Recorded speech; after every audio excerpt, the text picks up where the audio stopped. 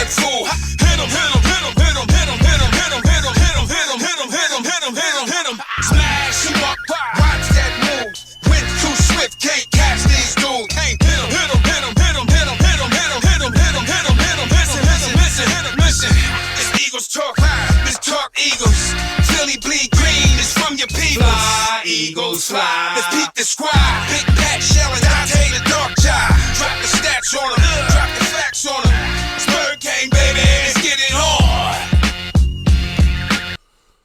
Hey fam, it's your man Dante the Dark Knight. Welcome to another edition of Eagles Talk, the #1 Eagles coverage show on Facebook by Eagles fans for Eagles fans. Let me repeat, the #1 Eagles coverage show on Facebook that's by Eagles fans for Eagles fans. We come across 3 platforms and simultaneously.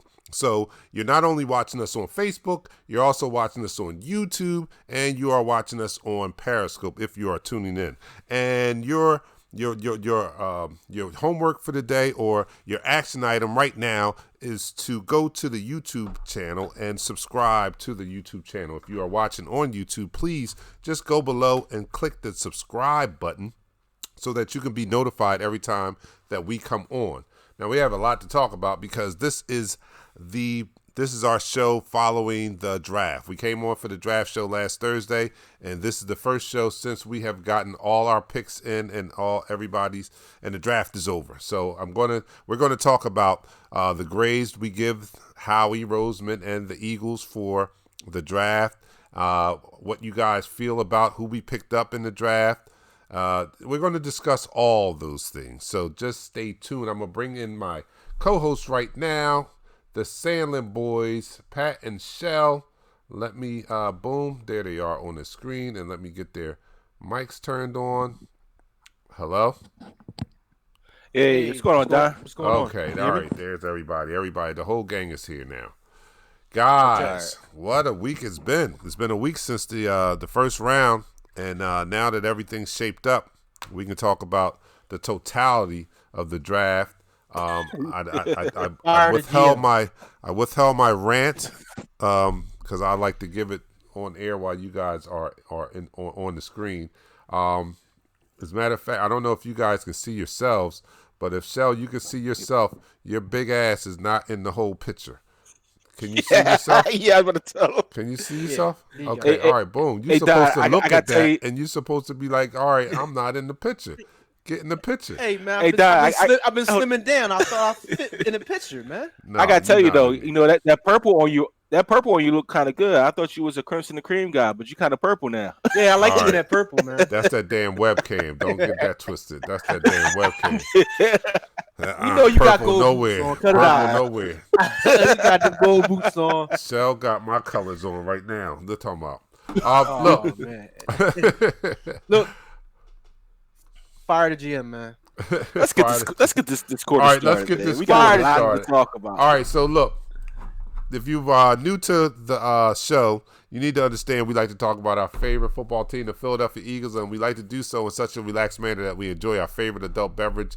I am going to continue with the tequila this week, so I'm going to be drinking the 1800 Silver. My co-host, let me know what you're drinking out there. What are you drinking? I'm continue with the Maker's Mark whiskey. I had a rough night last night. I was with some electrons via Skype, and we were drinking heavy. So I'm doing a little light tonight. I was drinking with some former electrons football players. Why are we not surprised? Why are we not surprised that you're drinking light? Why is that not a surprise? Because you always drink light. You lightweight. I was drinking tequila last night. Shout out to Ben Franklin Electrons class of 94, 95, and 96. I was on the phone with those guys last night. No 2001? That's messed up. No, you wasn't. That's messed up. All right, look. Let me see where I got to go up. All right, okay. So let me start the first quarter. You're now listening to the. Oh, my bad. That was my All right, so everybody get your drink. I got my 1800. They let you know what they're drinking out there. You guys get your drink ready, and we're going to toast to our Eagles and to this draft, and then we're going to tear it apart. So everybody get ready. Here we go. To our Philadelphia Eagles. Let me get this queued up. All right. Down the hats. 3, 2, 1.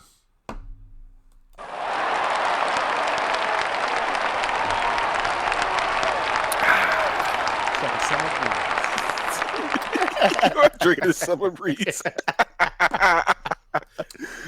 All right, Oh, so I guys, love my brother. you guys. Oh, why am I hearing myself? All right, so you guys saw the draft just as I saw the draft. First round pick, Jalen Reagor. We were a little disappointed, but after having had a minute for it to sink in, I'm okay with that pick. We need a speed. We need a receiver. We got one of the top 5 receivers in the draft, so I'm okay with that. Some people might question why did we not grab Justin Jefferson. I can kind of see it. He's a slot receiver, and although he's talented in the slot, I don't know if that was a pressing need. We need wide receivers, but I think we need more outside wide receivers than a slot wide receiver, because the game has become so specialized nowadays. So, it used to be you grab a wide receiver, you got a wide receiver. But now, no, we know that there's some wide receivers that are slated to be slot receivers. There's some wide receivers that would be better on the outside, and Jalen Reagor seems to be a better choice on the outside. Plus, he brings a lot of speed. So, I was high on Justin Jefferson initially, but the more I saw him fit into the position that he plays, which is slot receiver, I just could not help but think about Aguilar. I just didn't want another Aguilar. I didn't want another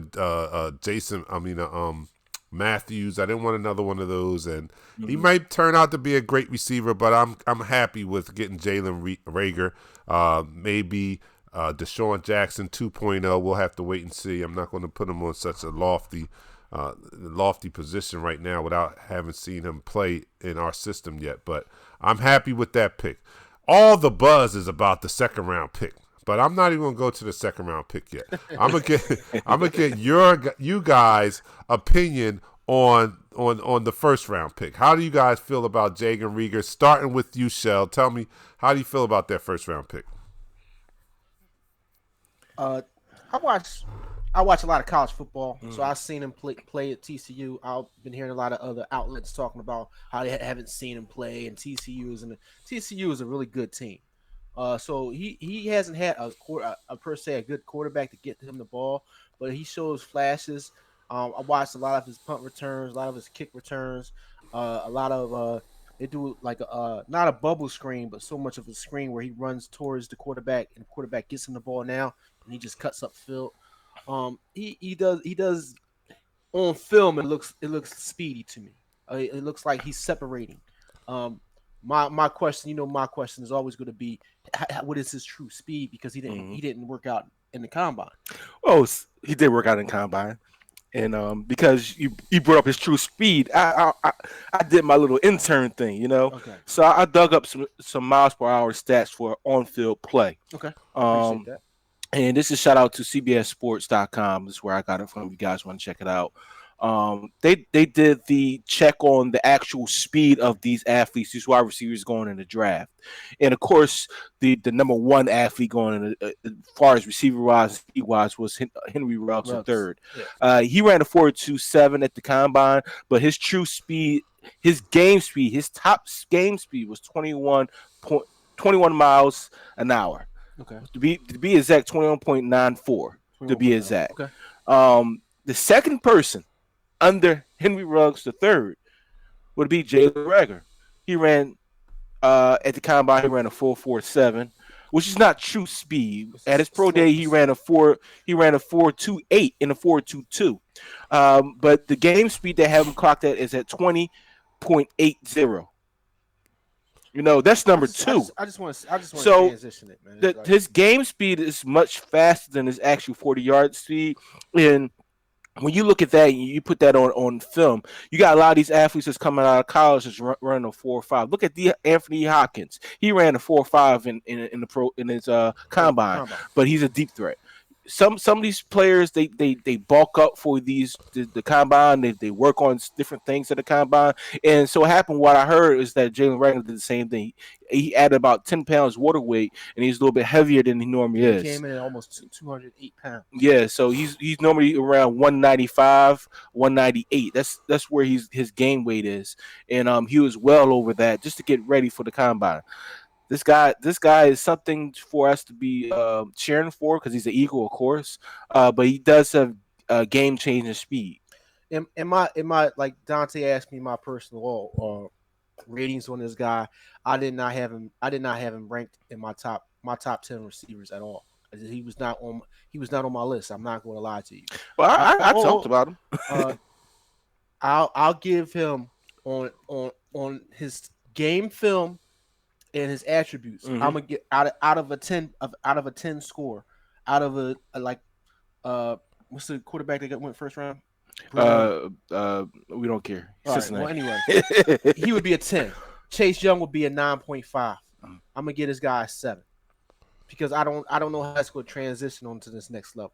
Because I gotta see how the transitions on game day. That's all.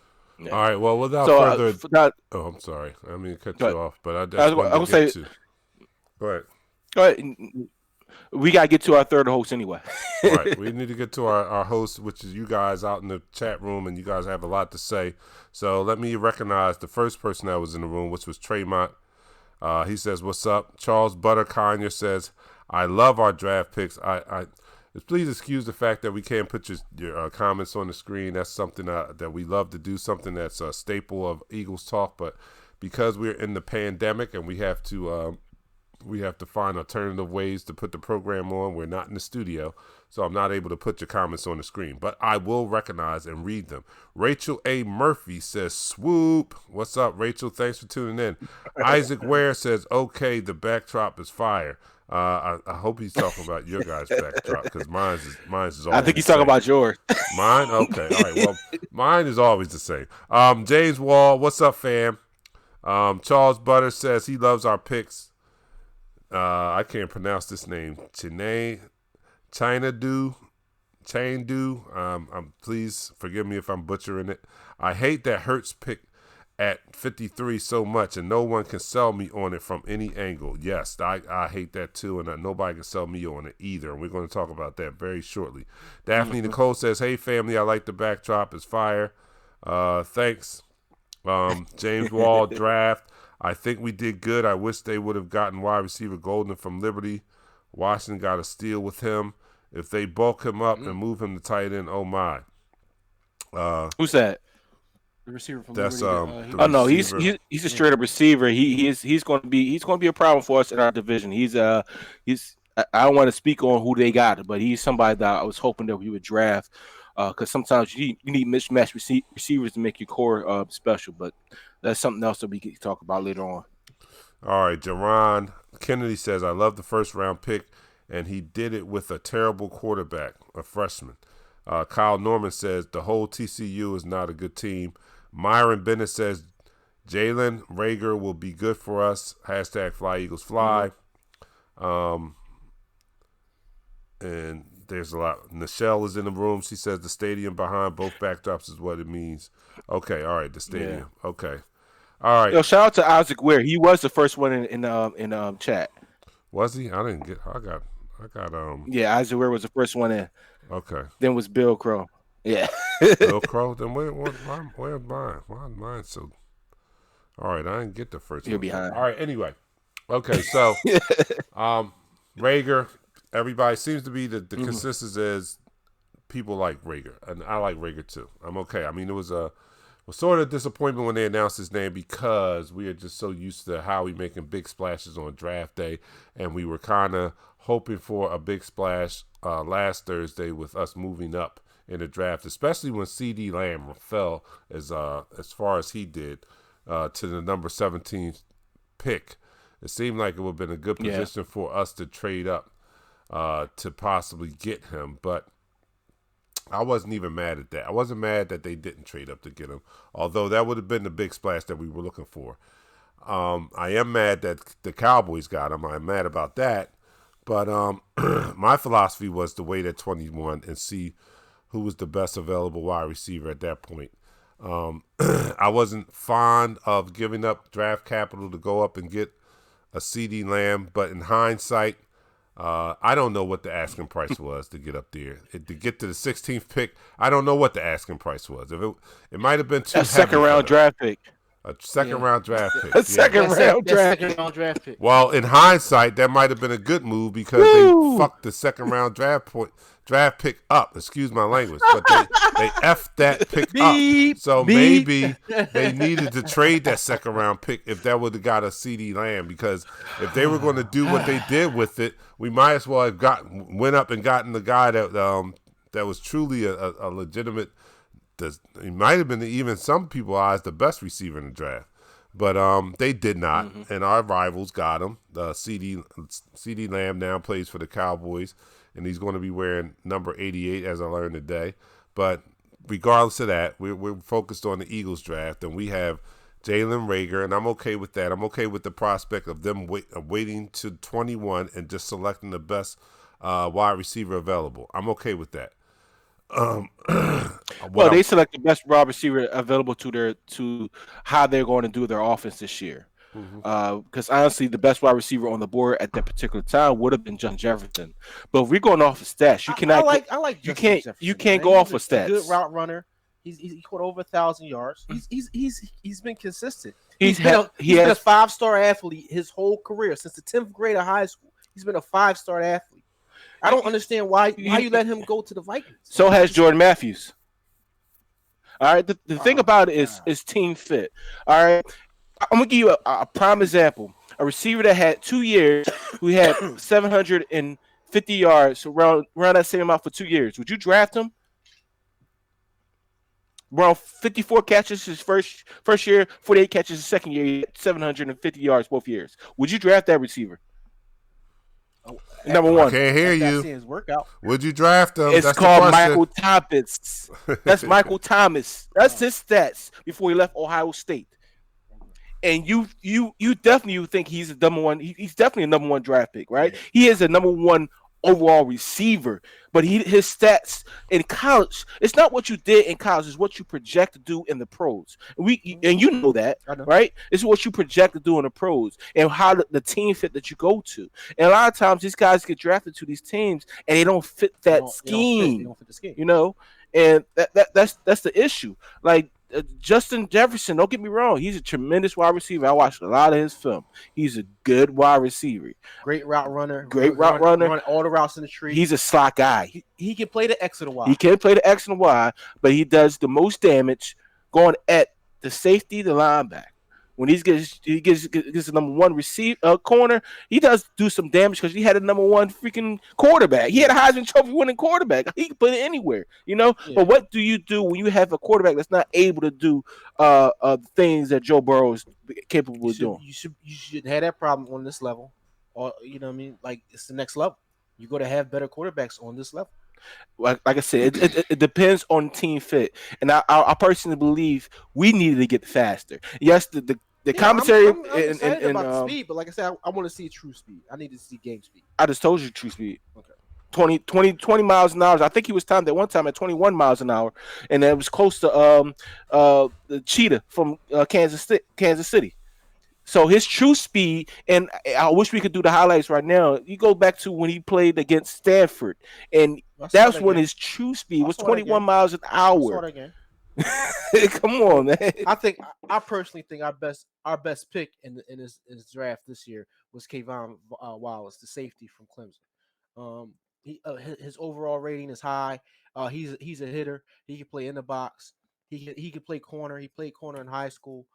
He's somebody that I think is going to transition on to the next level.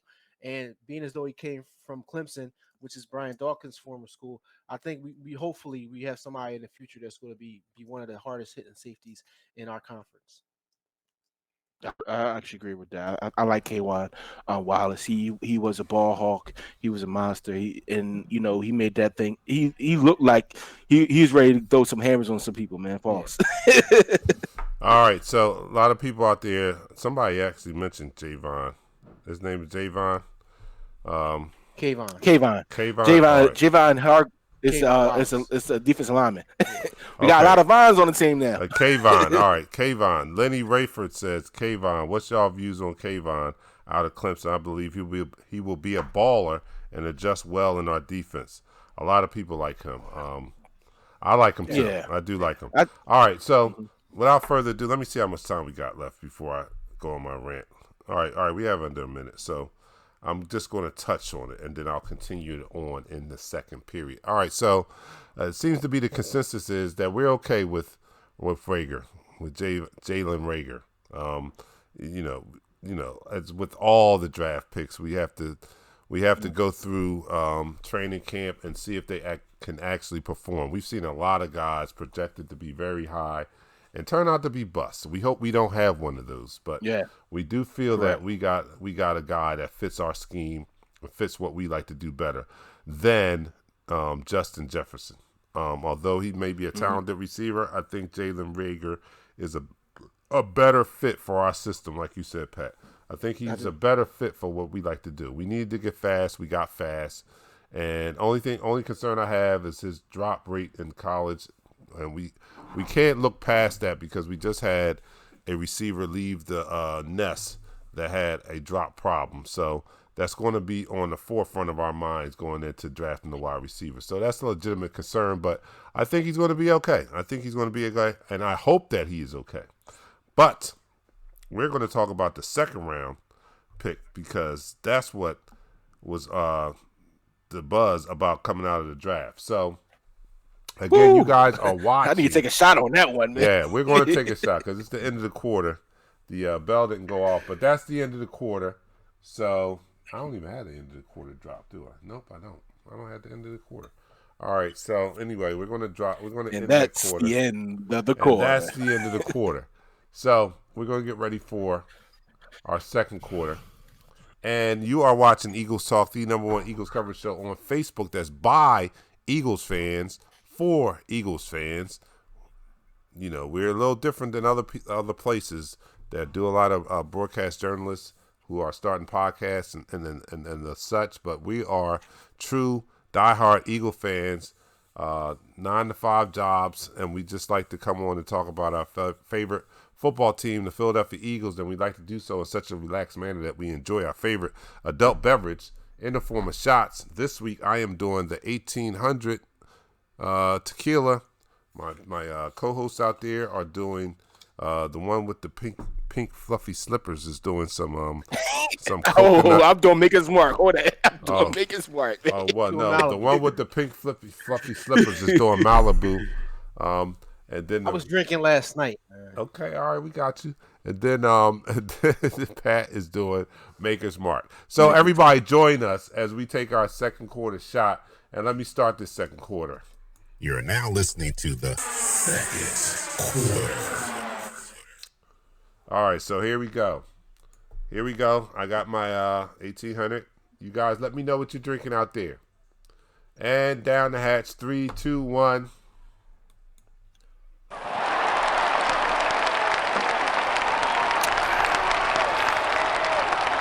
Woo. I like All right. So, second quarter. Let me start the timer here. Second quarter. And let's talk about that second round pick, which everybody's been talking about for a week here. And just to refresh your memory, we chose in the second round at pick number 53, Jalen Hurts, quarterback out of Oklahoma. And I've been listening. I've been looking at the national pundit. I've been looking at everything. I've been listening to local news. I just cannot understand what this pick was about. We had an opportunity here to choose someone that can contribute immediately and get us and make us younger and be a contributor to this team. Me personally wanted to see them pick another wide receiver. I was always leading into this draft, always had the philosophy or the vision that they would pick 2 wide receivers in the first round. I know that it may not have been a popular thing, but I know that wide receiver was a real big need of ours, and this being the deepest wide receiver draft in history, or one of the deepest wide receiver drafts in history. 12 I felt years. that we can get 12 two legitimate players in the first round. And at that pick, I was just crossing my fingers the whole time, hoping that Denzel Mims was available. And he was. When number 53 came around, Denzel Mims was there. And I celebrated because I just knew that we were going to take Denzel Mims.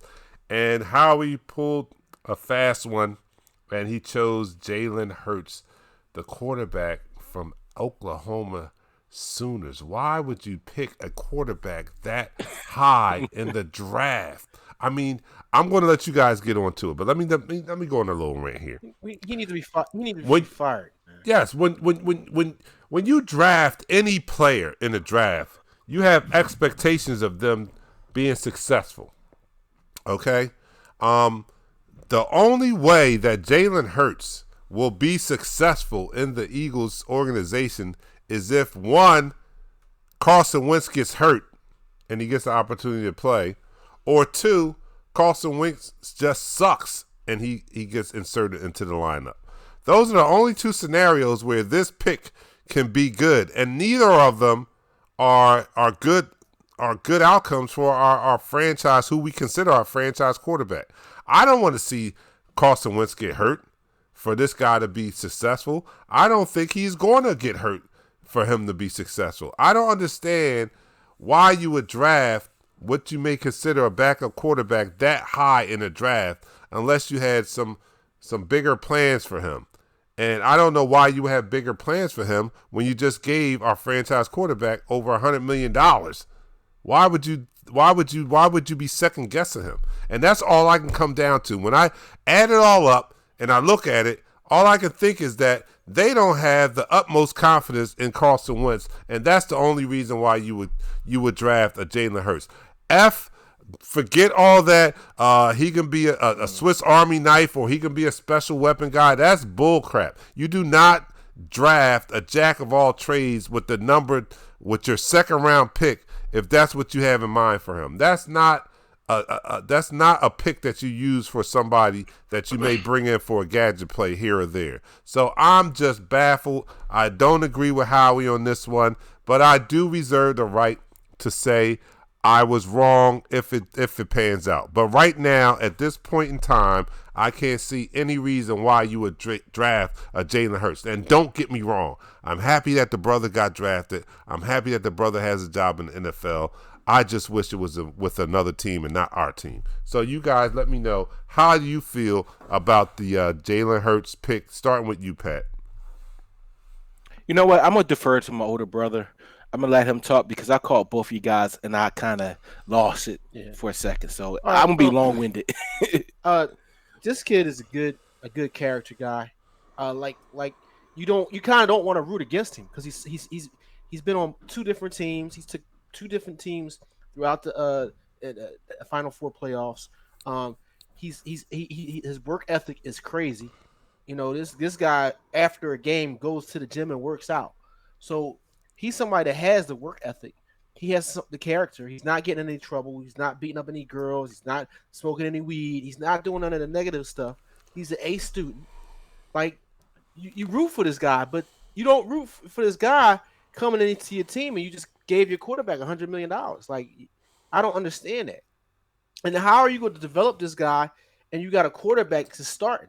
It doesn't make sense. It reminds me is mirrorish of having Joe Montana and Steve Young at the same time. Like, what are you doing?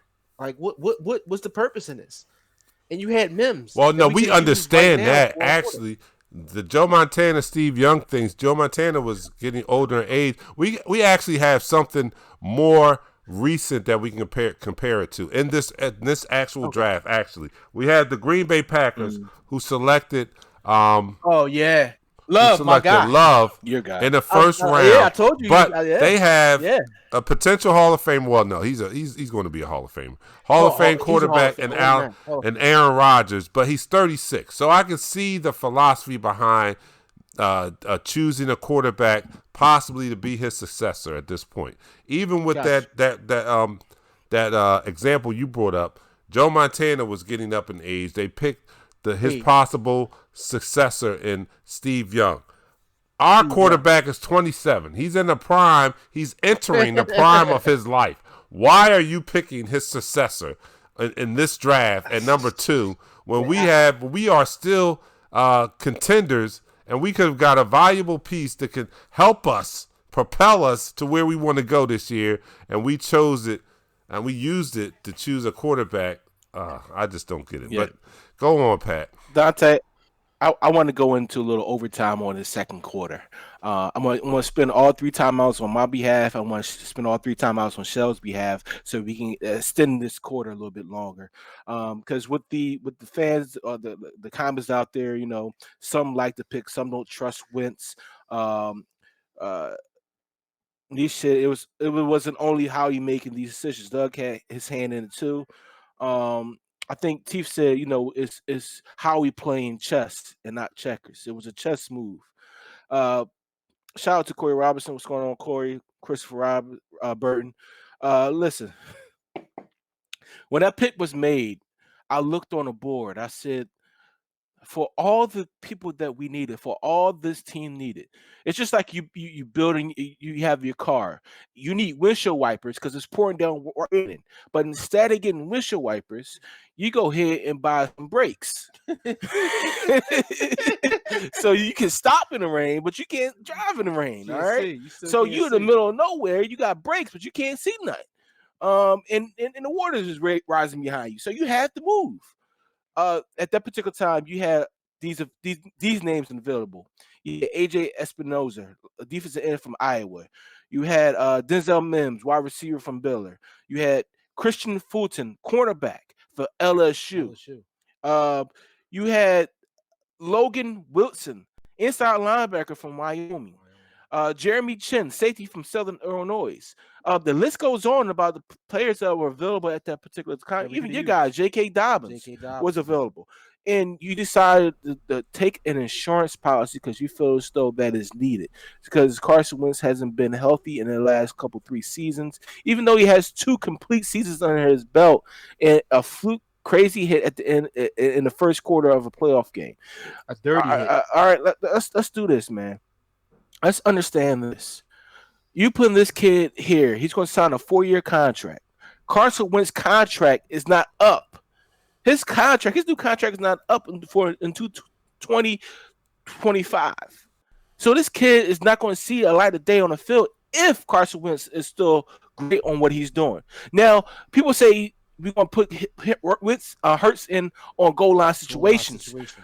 But wasn't Carson Wentz the number 3 quarterback in efficiency in the red zone?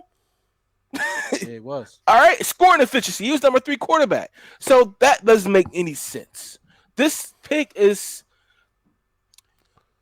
ridiculous. How we can spend ridiculous. it? How he can spend it? How much you want to spend it? Howie. All right, he can spend it. He can spend it however he wants to spend it.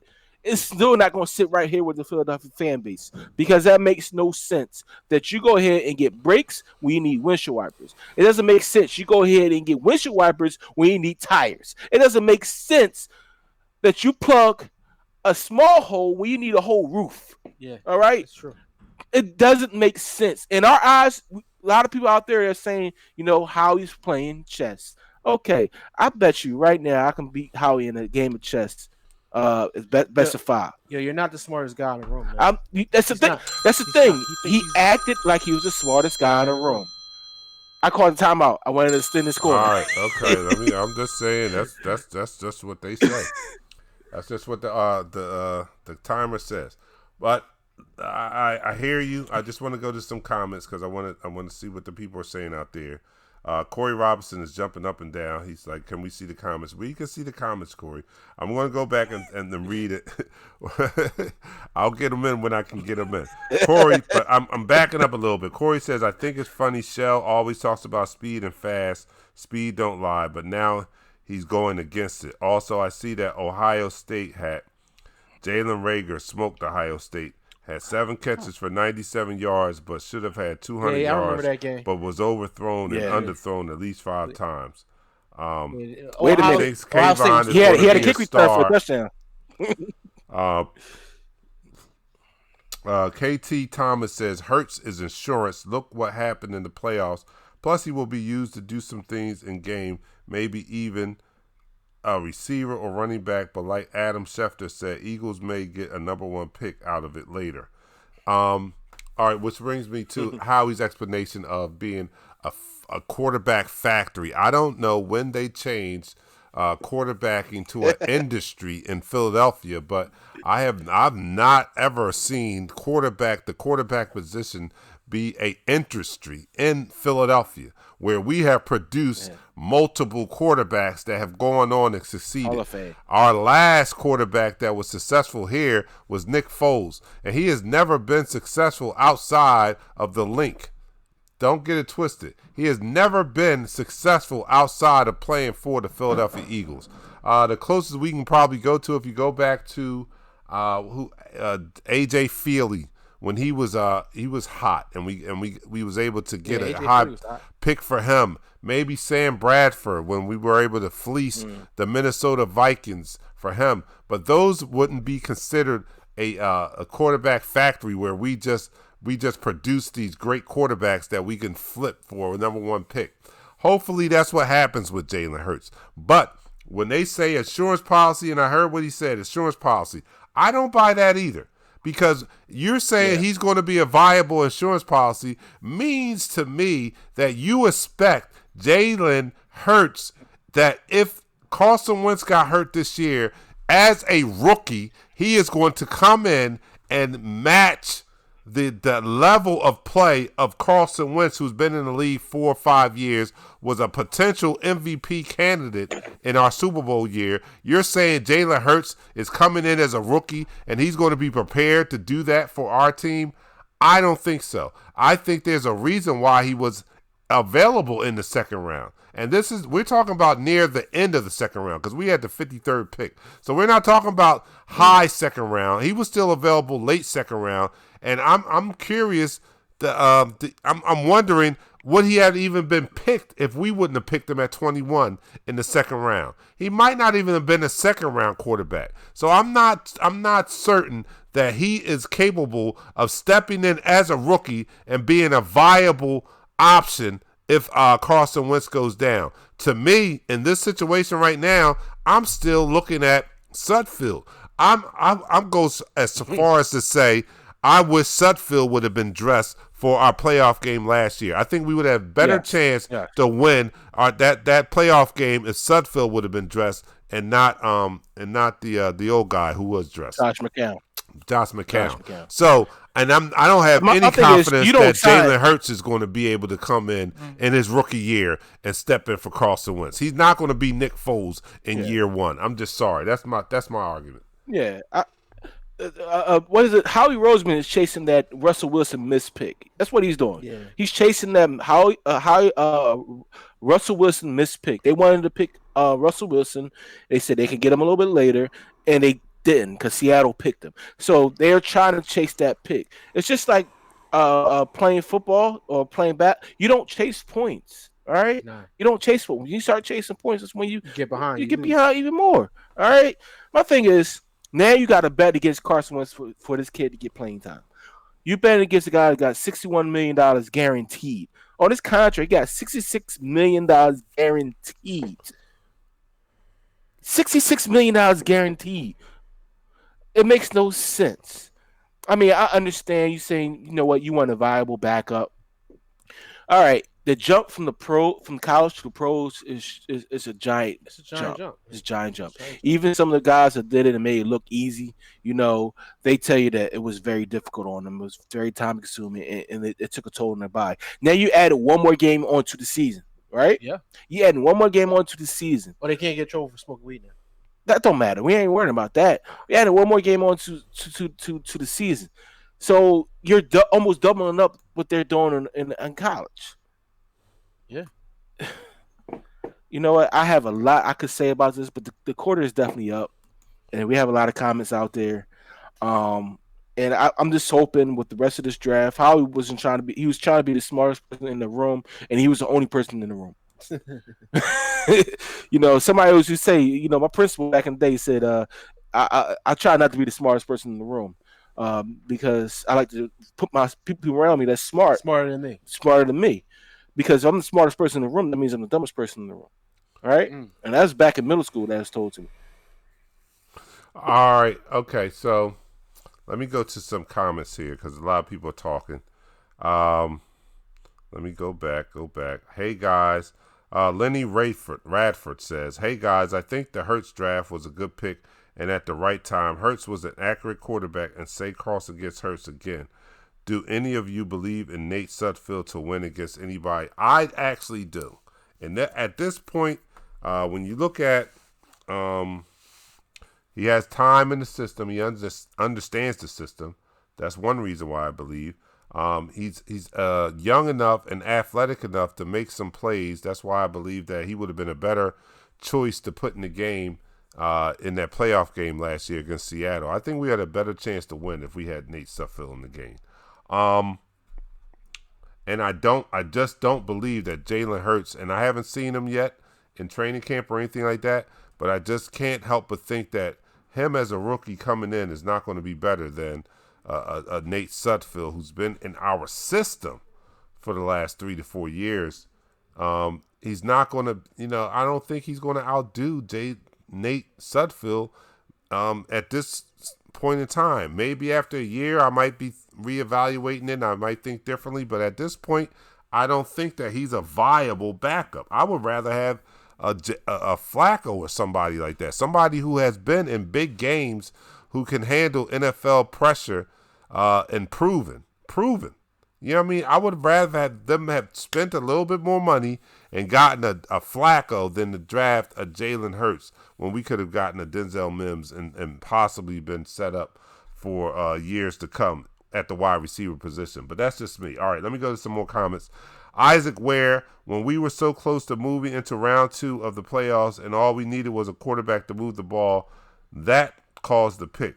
We need someone to get us to round 2 and hopefully we get Carlson back. Disagree. Respectfully disagree. Toby Cooper. I agree. I don't understand the quarterback pick. Ask me this question. When you pick a player that high, he has to be able to play now. And this is what I'm getting at. Now, yeah, we all heard that chess move with Chip. Deed is done. You're right. He has to be able to play now, and that's where I question if Jalen Hurts is going to be able to step in now if Carson Wentz goes down. I don't think that that's the case. Eric Brenner says we need a new GM. Richard says insurance policy. Nichelle says I think we're overthinking it. Toby Cooper, bull.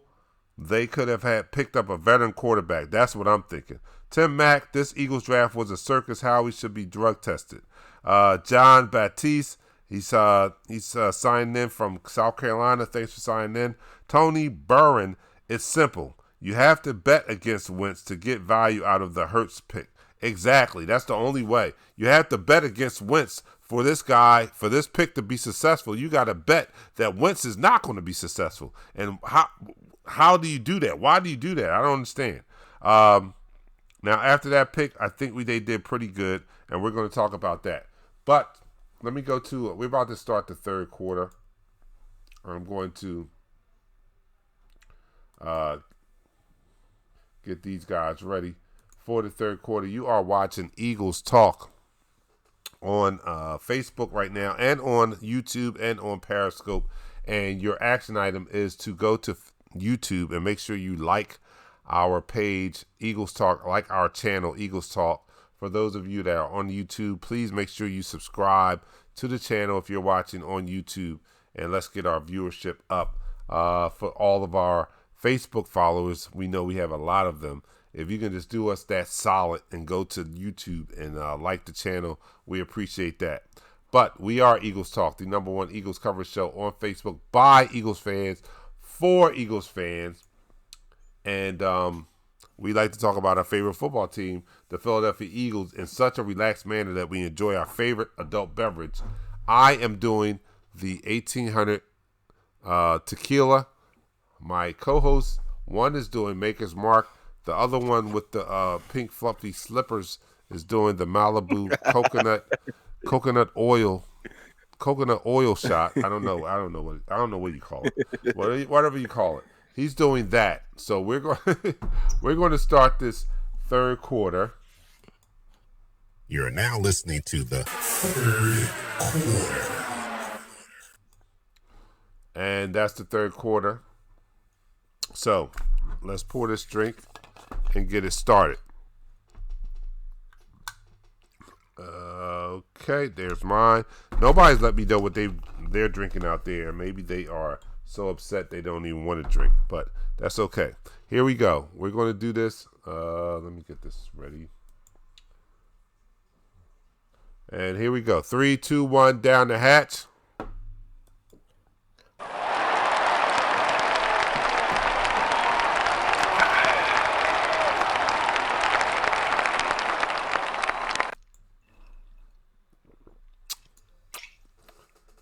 All right, so third quarter. Does anybody have the rest of the draft? I need that because we're going to move on. I got you right here, baby. All right, okay, so we're going to go to third quarter.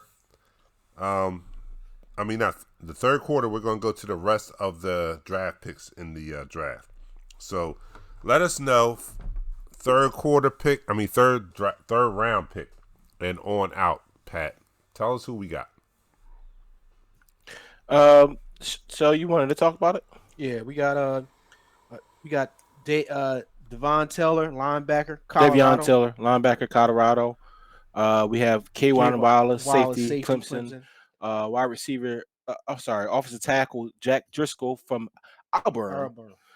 John Hightower from Boise State, wide receiver. He's a speedster. Yeah, he ran a 4.43, but he's actually faster than that. He's about 6'2", 6'1", 6'2". We got a local talent in Sean Bradley. Shout out to Sean from Bradley. Temple. Then we went back and said, let's get another receiver, and got the second fastest receiver in the draft, Quiz Watkins. This kid is a burner at 4.35 at the scouting combine, but his speed matches his tape, and that's the most important thing. In our Southern Mississippi, and then we picked up another offensive tackle from Auburn, Prince Tega Wanagahu. I will have difficulty with that word all year. we got an edge rusher. We got a defensive end, Corey Tuhill from Stanford. Mm-hmm. So he's somebody that he went to Stanford. So he's somebody that can pick up the defense, and we probably have to put some weight on him so he can play the edge. Yeah, I mean he's a speed rusher. He's a stand-up guy.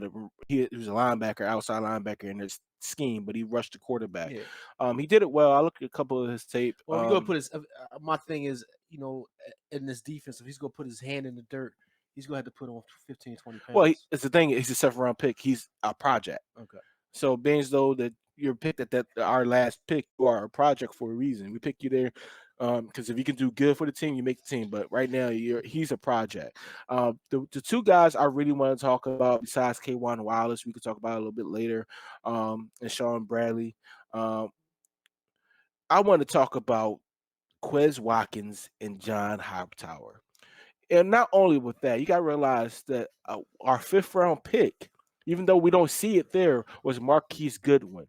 We added Marquise Goodwin to the actual mix. Oh, we just also I want to interject. We signed Corey Clement to a 1-year. Yeah, we'll talk about that in a minute. I just want to talk about the guys that we got now. Okay. So we added a 4x1 team, and on top of that, we added 2 4x1 teams to the squad.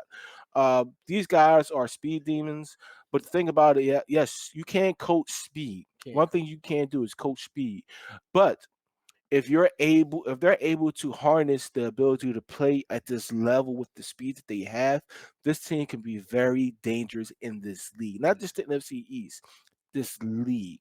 It would put a whole different aspect of what you're going to do when you have Deshaun Jackson, Marquise Goodwin, Jalen Reagor, either Quez Watkins or John Hightower. If you go 5 wide, and you got Quez Watkins, John Hightower, Jalen Reagor, Marquise Goodwin, Deshaun Jackson. Now they have to play. That's the most key thing about it. They got to stay healthy. They have to stay healthy, and they got to play. So if you come out there with 5 wide receivers that run in a 4-3s, 4-2s, I mean, you could play zone all you want. Somebody's gonna get open. No, you're not playing zone with these guys. You gonna have to sit. You go ahead and sit two safeties over the top. You got to. You can't play a man to man. You can't play a man to man. No, you You're can't. gonna have to play a zone. All right. So out of those picks, a lot of people I've seen early in the chat has said that outside, after the second round pick, because that just threw everybody for a loop. But after the second round pick, a lot of people said that we did pretty good. I'm one of those who think we did pretty good after that second round pick. The second round pick just put you it just flipped everything upside down. But I think we did good. Kayvon, I like Kayvon. I think he's going to be a star also, Corey. I like Hightower too. We got some speedy wide receivers. Hopefully they can step in and make an impact.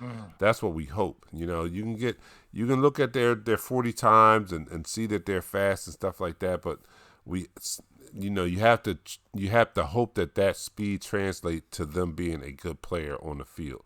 We've seen fast players that couldn't catch the ball. We've seen players that have potential that never live up to it. So, we've added some fast wide receivers, added some linebackers also, and we just have to see if they're going to live up to their potential and stuff like that. So I hope that they can. I like Kayvon. I like the speedy wide receivers. I just hope that they can live up to their potential and we get better. I just think that they did a bad job of getting Carson Wentz the weapons he needs. Now, don't get me wrong, they got some wide receivers late in the rounds there, and if they can step up and be productive, then that's a great thing. And I'll be the first one. I'm going to judge hard, but I'm not the one I'm not the one full of pride that's not going to acknowledge if I even made a mistake. We think Howie made a mistake by picking a quarterback in the second round, but I might have made a mistake by thinking that it was a bad pick. So if it turns out to be a good pick, I'll be the first one to come up and stand up and say, look, Howie, he outthought all of us. He was better than whatever. But at this point in time, until it's proven otherwise, I don't think it was a wise pick. I like the later round picks. I like everything after the second round. I'm just not sold on the second round pick. That's all it is. Yeah, we're gonna be shocked that Davion Taylor, the linebacker from Colorado, he's a speed guy. He's a little smaller. He's on the small side, so he fits the scheme of this defense that we're going for. And K'Wan Wallace, I do not know how he slips out of the second round. This guy is. If you go look at his tape, this guy is. He hits the tight end. He comes downfield, hits the running back. He can play coverage. Yeah, he can play cover one. He can play cover one. He play cover one by himself. Yeah, so we sideline to sideline. We picked up some surprises. Yeah, we definitely picked up some surprises. I liked the tackle Jack Driscoll from out of Auburn. And Sean Bradley, it's just a heartfelt story. He said, I'm excited that I got drafted. This is my dream team. This is my dream scenario. Yeah. His agent is Barry Gardner. Oh, man. His agent is Barry Gardner, former Philadelphia Eagles linebacker Barry Gardner. And, he said this is what he's hoping to go to. But he said he doesn't want his story to end right here. So with that being said, I know he's going to work hard. He's going to work hard. And that's all we need from our guys. Yeah. Mm-hmm. That's all we hope, that everybody works hard. And this is a special year here because we don't have the OTAs like we normally have, because right now they will be in OTAs and they will be going over the new playbook for the upcoming season.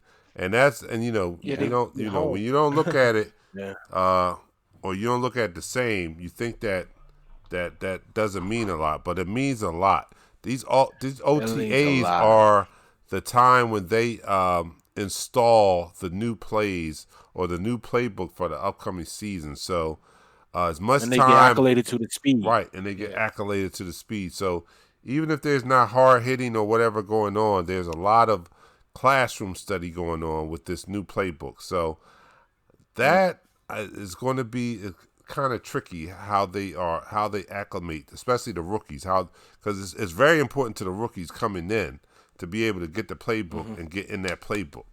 The veterans might not be such a big adjustment because they're just some tweaks being made to the playbook, and they know the playbook overall because they've been here for a while. The rookies, though, they have to absorb a lot of what is coming down the line, and some of them might not be from the same type of system. It might be a big adjustment for them to go from their college system to the pro system, and those OTAs are very vital in getting them on the same page with what their new coach wants them to do.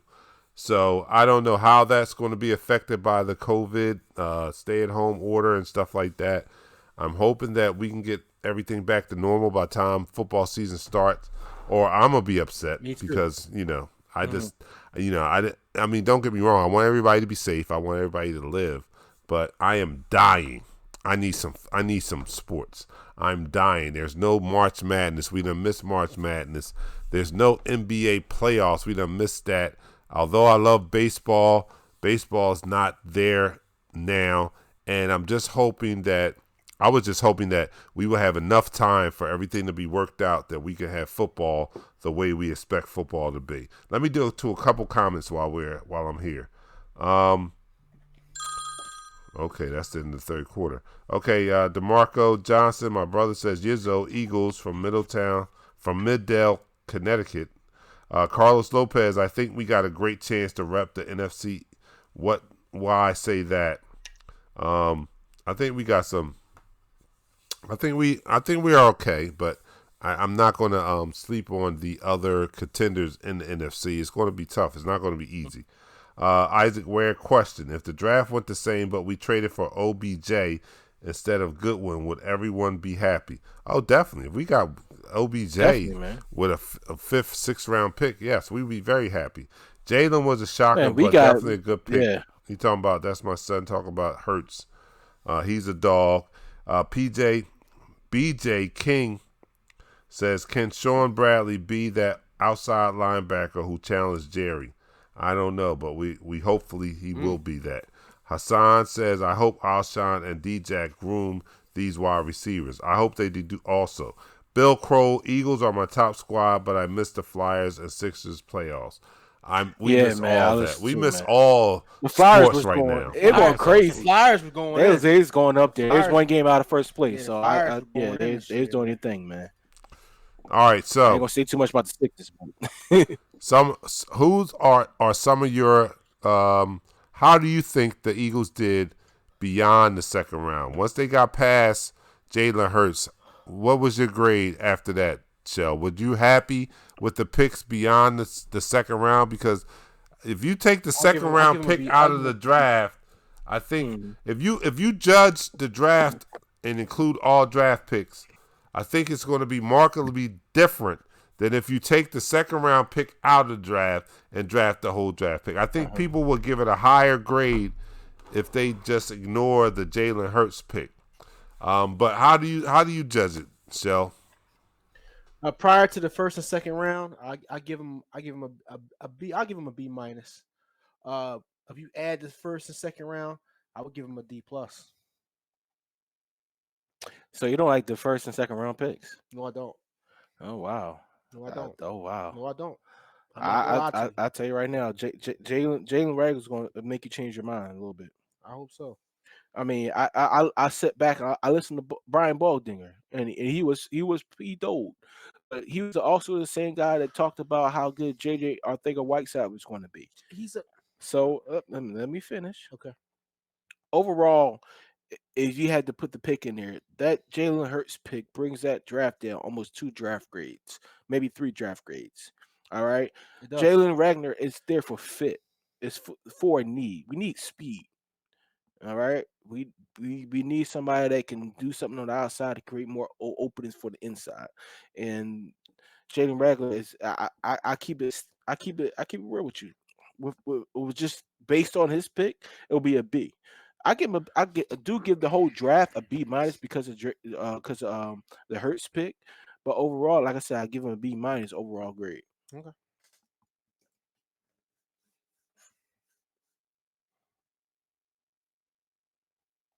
give him a high grade there. I'd probably give him a I'm gonna give him an F. Don't get me wrong. yeah. Once Howie gave him that grade, I was C. I'll give him a solid C. I'll give him a C. Solid C.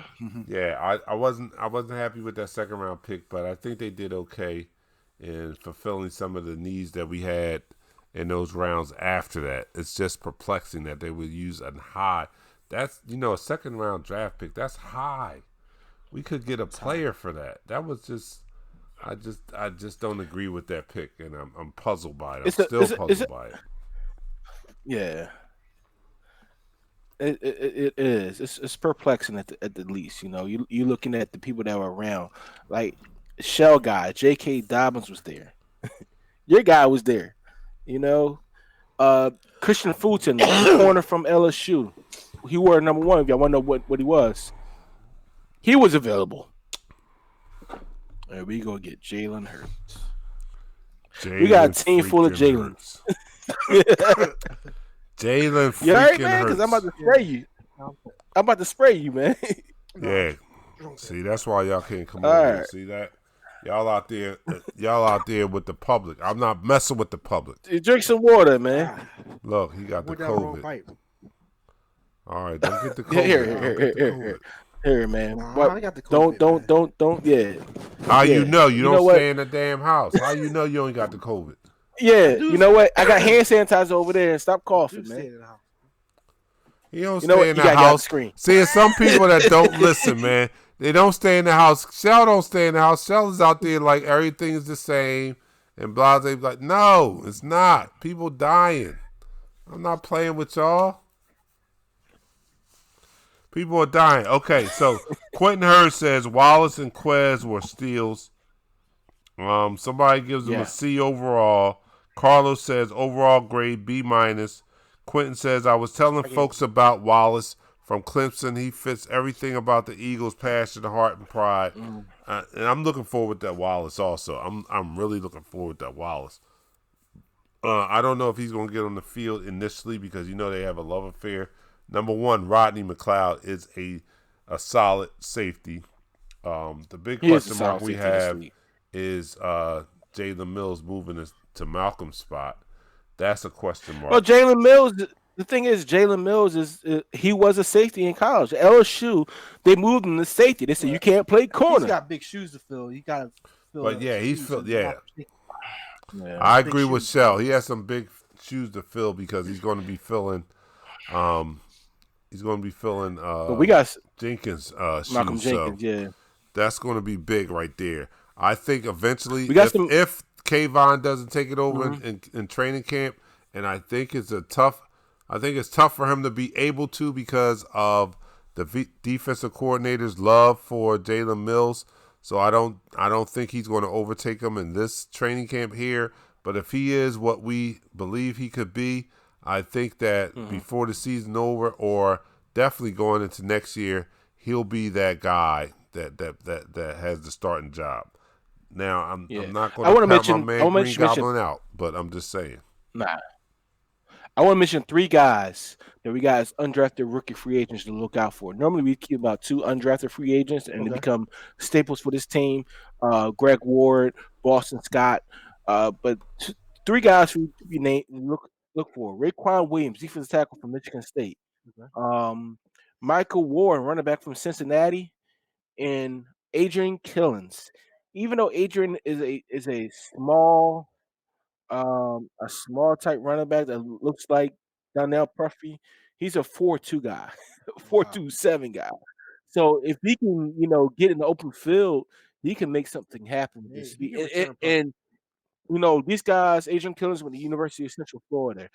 Michael Warden was Cincinnati. He had a good year last year. This year wasn't as spectacular, but last year he had over 1,000 yards. And Raekwon Williams, he was defensive tackle Michigan State, Big Ten guy. All right. All right, so that's the end of the quarter. That's the only drop I don't have here. I got this drop right here. Let me see if this works.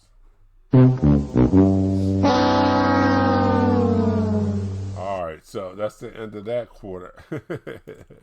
We're going to do one more fourth quarter.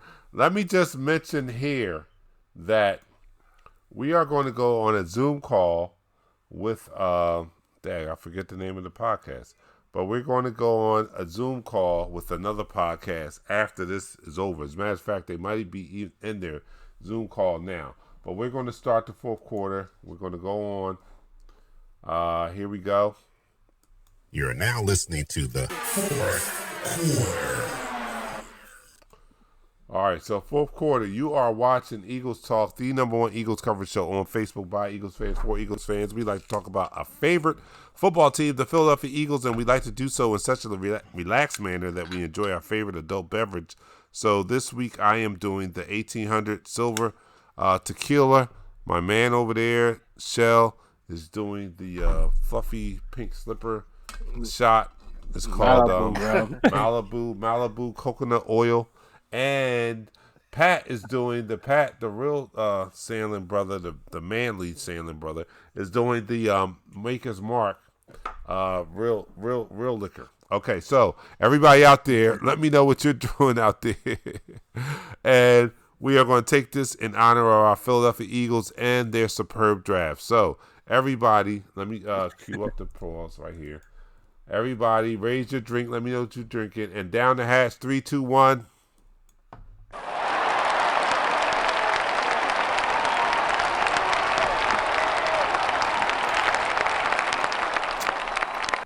All right, so third quarter. Overall, we've given some draft grades and all, and I think it was a successful draft. I think that it would have been a more successful draft had we not done what they did in the second round. But I think he did address some needs we had. We got an offensive lineman. We got some linebackers. We got speedy wide receivers. Got a safety that is a thumper. So overall, I think he did a good job. He probably would have had an A. He might have been in the A range had he not drafted Jalen Hurts. Now, again, I reserve the right to say that I'm wrong and he's right if Jalen Hurts turns out to be something special here. But just from where I sit right now, I just can't see how Jalen Hurts was a better pick than getting us immediate help right now, because I still see our window of opportunity to win the Super Bowls. I still see that wide open, and only way you can see Jalen Hurts pick being great is if you think that our window of opportunity was closing and we didn't have much. But I still see it wide open. You know, we talk about last year, had Carson Wentz not had that, had not had Clowney target hitting him going down to the ground, because I still think that's a dirty hit. But had that not happened, we probably would have been in the mix. Even when you look at the talent level of our wide receivers, we probably would have caused some stir. But in all honesty, if you look at our quality of receivers last year, we probably should not have gone to the Super Bowl, because we had Greg Ward. We had some, like you said, Shell. We have two people from Wawa and a guy from Walmart playing at wide receiver. So when you have that, you can't realistically expect that we're going to be contenders. So I understand that part of it. But with the way Carson Wentz was utilizing these young guys and the way they were stepping up in games, we might have gone further than the first round in the playoffs when Clowney did that dirty hit. So now we have some better skilled position players, and I think we're going to do all right. But I cannot ignore the fact that I think that the Dallas Cowboys had an outstanding draft. And as much as I hate to admit it, I think they had an outstanding draft, and it could be a problem. It could be a problem in the NFC East. What do you guys think? Very problematic, man. Those guys down south did their homework, man. They took advantage of the opportunities. They had things falling in their lap. Let's be honest. They had CeeDee Lamb falling in their lap. We had things falling in our lap too. They had we pushed them out. They had Diggs fall in their lap. So, with that being said, and we traded a pick to him. We traded a pick for him so they can get their doggone center. So let's be honest. Like, the thing about the Cowgirls, okay, they got CeeDee Lamb. They got 3 viable receivers down there. They got disgruntled quarterback. Um, the I don't think they have a new head coach. They don't have no OTAs. So they're going to be behind a lot of these teams in the NFC East, regardless of who they pick. They're going to be behind the 8 ball for the simple fact that they're coming with a new head coach with new philosophies. It's not the same. It's not the same regime. We got the same. Well, we did change some offensive coaches. We did got some new offensive coaches, new defensive coaches, but we're built for now and the future. They are built. They are rebuilding as we speak. You already got pieces in place. We're in the NFC. It's only 3 teams in our league. NFC East. Make sure you say that. I'm not talking about the NFC. I'm talking about the NFC. It's NFC East. It's the Eagles, Mm-hmm. the Cowgirls, Mm-hmm. and Seattle. Those are only 3 teams that's really doing something. Well, now I hate to say this, and I'm really gonna strip this away from everything else because they keep ESPN, NFL Network always bring up the Bucks. The Bucks not gonna be viable this year. I'm gonna be dead honest with you. They're bringing in a 42-year-old quarterback, a tight end that hasn't played in over a year. They can say he'd be fresh, and they're the favorites to come out of the South. That's not gonna happen. All right, Atlanta's gonna be it's gonna come out the South. I'll tell you this right now. Okay. The Saints ain't it right now. For some reason, they got some voodoo juju that's affecting them in a negative aspect. I don't know what's going on with the Saints. They can't win a game. They can't win a big game. Do you have San Fran, who actually is going to be viable again? San Fran's going to be viable. Seattle is definitely going to be viable, like you said. Yeah. And don't sleep on Ron Rivera, the new head coach with the Washington Redskins. Even though he's new and they're going to be behind the 8 ball. I get him 2 years, they're going to be a problem because Rivera is a good coach. Well, you got to realize they got some good running backs here. They got Dice. They got Bryce Love. Talking about him as a coach. Uh-huh. You know what I mean? The way he puts teams together, he puts together tough teams. So him in 2 You got years. Chase Young. Yeah, him in 2 years, it's going to be problematic, man. Chase Young's going to get schooled, though. I'm going to tell you right now, he's going to get schooled. I don't think All he's right. going to get schooled. Yes, he is. He's in a Let me go wild some weekend. comments. Yeah, all right. Let me go to some comments. Brian Long, Bear down. Okay, he's a Bear fan. Okay, Deion Jones. Hey, Jalen Hurts, Double just doink. another situation where you'll have to prove cats wrong, and if you do have to do it at the expense of Wentz, him getting hurt will not be your fault. Ball out, homie. All right. Isaac Ware says we could have had Mims, Van Jefferson, Dobbins, AJ Espinoza, etc. in the second. Espinoza. Feel bad for the safety Yes, from we can. Alabama going to the Giants. We seen that story before. They won't pay him if he balls out. Nope. Quentin Hurd says if Mills slip up, Wallace getting that spot. Yeah, I agree with that. Yes. Sue is watching. Yes, he is. Smirnoff. Toby Cooper says Smirnoff. Hurts could be trade bait.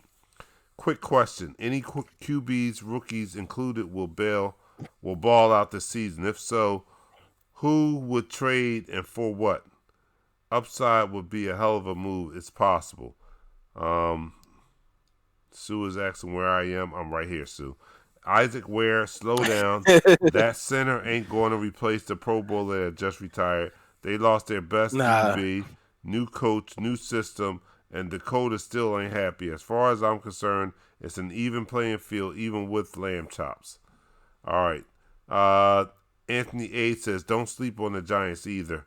And Sue says, Hurts is going to run them Philly specials. I'm not sold on Hurts. I hope Hurts does best. Yeah. Because I wish all the rookies come in, and I wish they gonna all have of them special do plays If for great. Wentz gets Hurts going to be the man. Wentz Hurts. Shut up, Did man. you like that? Did you like that? Shut up. Oh. When we going to this Zoom chat, man? Because you're getting on my nerves. I gotta kick you out the house, dude. All right, so let This me just dude's getting on my recap. nerves, man. We will be on. Dang, I can't even remember the name of the podcast. Is it Philly 4 for 4? Philly 4 for 4 podcast. Yes. After this, Philly 4 for 4. Philly's 4 for 4 podcast. It'll be a Zoom call that we'll be participating in after our show goes off the air, and it will be off the air very shortly. I was going to try to combine the broadcast together, but I'm not sure if I can do it. So if you guys search Philly 4for4, the Eagles Talk is going to be a part of that podcast right there. As of now, I'm okay with the draft. I can't wait to see what these guys bring to the table. I understand that it's a very special situation that's going on now with the pandemic and stuff like that. They've got to have virtual OTAs or virtual online meetings about instituting the playbook and stuff like that. That's going to be something special. They're not going to be able to get on the field for the OTAs to be able to do walkthroughs and get them ready. And I don't know how much of an impact that's going to have, but I can't help but think that it's going to have an impact because this is the time where you bring your rookies in and you start, force feeding them the playbook and stuff like that. So you gotta get in game shape. Nobody's gonna be in game shape. I think they're going to be. I'm not worried about that. They're working out. Our guys I'm worried are about out. the philosophy of the offensive defensive schemes getting into these rookies' heads. That's what I'm more worried about. I think, especially with the college kids coming in, I think they're going to be okay because they've been at the combine. They've been doing pro days. There's really no off season when you declare yourself for the draft and you go into the draft. There's really no off season. You got to get ready for the combine and OTAs. So I think they're ready. If anything, I'll be worried about is the veterans who are just sitting around and they don't go to work until OTAs start. So since there are no OTAs, they've got to be sharp and they've got to be on point. So that's the only thing I'll be worried about.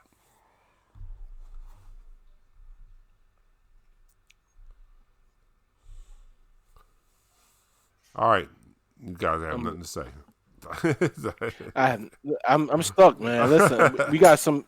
There's no practice. The draft was the number one watch thing over the viewership went up like 25%, I think it was.